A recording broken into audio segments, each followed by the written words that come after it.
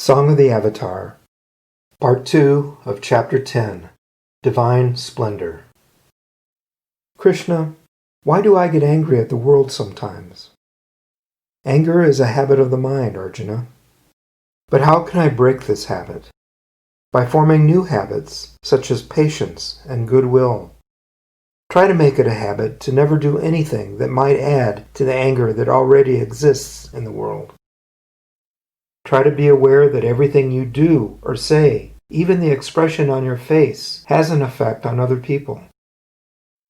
All of your actions have energy, including your emotional and spiritual actions. This energy is called prana. Prana is the field of energy that supports all matter, all prakriti. Just as your body casts a shadow upon the earth, the higher self casts prana into your body.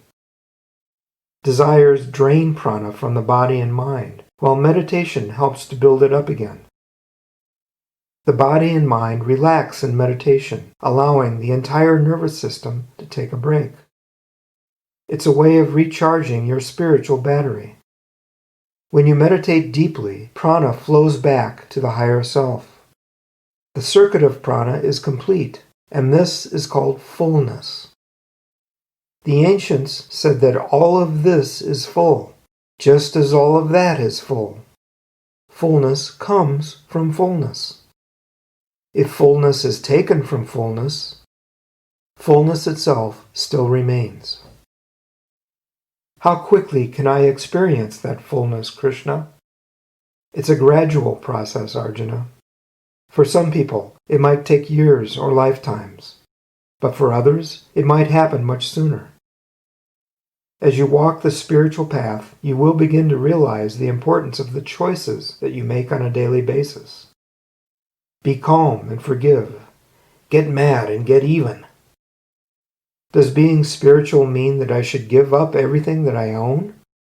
No. It means realizing that you don't really own anything. I don't? To think that you actually own anything is part of the illusion of Maya. But surely I own this chariot. I finished my payments last month. Illusion, Arjuna. The sages say that if you want to make God laugh, show him a list of everything that you own. Are all spiritual teachers referring to the same eternal reality that you talk about? Essentially, yes. Their teachings are about how to know the nature of the higher self that lives within everyone. I've been listening carefully to your words, Krishna, and I'm beginning to understand that you are much more than you appear to be. I would like to know your true nature, but how can I know something that has no name or form? Please tell me of your divine splendor and of how I can see it manifesting in this world of Maya. You are right, Arjuna. There is a divine splendor in the world. But please try to understand that this splendor shines within your own heart, just as it does within the hearts of everyone that you know. The more you practice meditation, the more this divinity will be revealed to you, and through your unselfish acts of karma yoga, it will subsequently be revealed to others. The pure, wise, and loving nature of your higher self is that divine splendor. And so is the sun. When clouds obscure the light of the sun, it is still there, blazing away behind the clouds. In a similar fashion, the machinations of the mind can obscure your higher self with clouds of fear and resentment. And again, meditation can help to clear away those clouds so that the higher self's divine splendor might shine forth. Once upon a time in India, a young prince was kidnapped and taken away from his royal family. For the next 20 years, he lived in the forest raised by a gang of bandits. Memories of his pampered childhood were forgotten. He became a ruthless bandit himself, renowned for his skill with a bow and arrow. Your money or your life. One day, during the robbery, he got quite a surprise.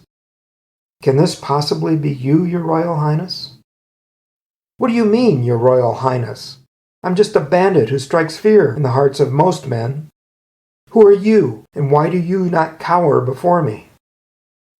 I am the king's spiritual teacher, and your face is very familiar to me. But you've never seen me before. How can my face be so familiar?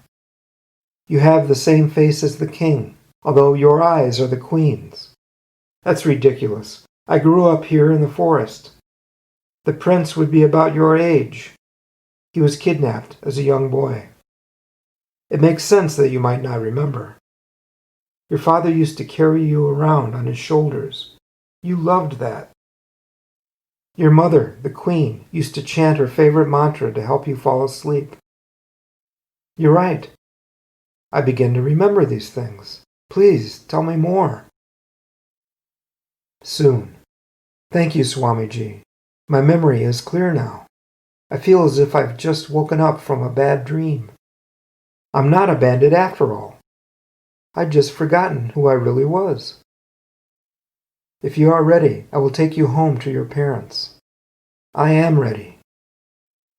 So the prince was reunited with the king and the queen, and they lived happily ever after.